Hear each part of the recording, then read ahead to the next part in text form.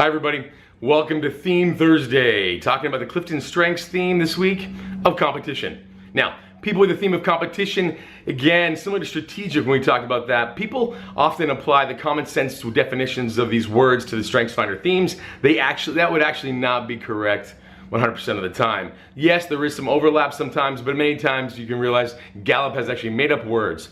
Now, competition is about winning. They like to win, but here's the thing. Actually, at its root, competition is about comparison. Competition evaluates their performance based on comparison with someone else's. So competition, they need benchmarks. They need things they can kind of measure against in order to be their best. And so think about this, doing things that others have done before, they'll naturally kind of bring out the best in them because they have a benchmark. And so I often say competition, you have to watch out. You are only as healthy as your comparisons. The comparisons you pick for your life, your marriage, your parenting, your work, your performance, your athleticism, your health. The benchmark you pick will be the bar that you win, that you kind of race against. And so, if you pick someone unhealthy, guess what? You're gonna become gloriously unhealthy because you're gonna win.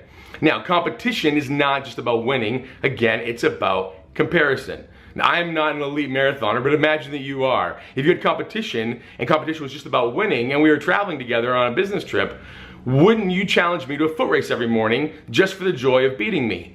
For competition, they would say, well, no, I wouldn't do that. Why? Because there is no competition.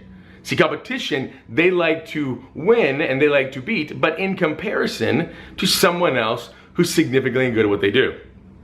So, when there is no competition, they don't necessarily even want to play. And in fact, one of the things about competition is they actually don't like to play games they don't think they can win. Now you have to watch out over time. I've had people with competition in their late 50s say, when I was younger, I would only want to play games that I thought I could win. But then as I got older, I got worse. And I'm like, what do you mean by worse? They said, I learned that I would play to not lose, which means to not play at all is to not lose. And so the world gets smaller and smaller. And so it's one thing to say, I'm gonna play games to win over here on things I'm good at and keep trying, but over time, not even doing that because of the chance that you might not be your best. Competition, you really need to bring out the best in all of us around us by setting a high bar.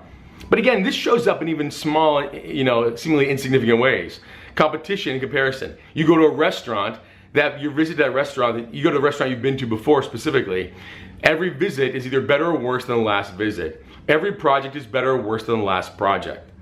And so it's always in comparison. People with competition, it actually says in some of the StrengthsFinder material, people with competition actually kind of, when they meet you, they put a shot across your bow.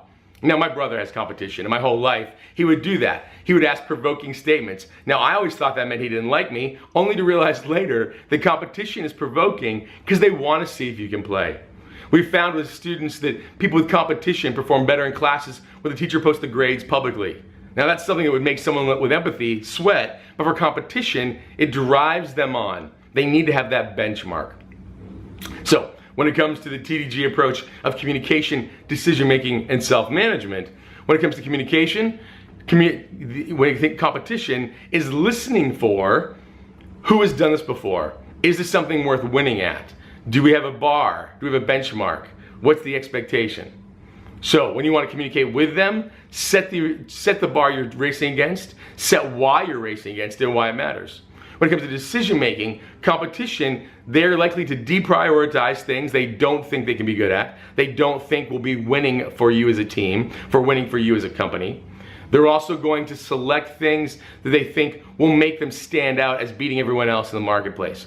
So again, you want to get their attention, list out all the initiatives, list out when you're listing your solutions, all the people that it will beat, the way it will set you apart in the marketplace.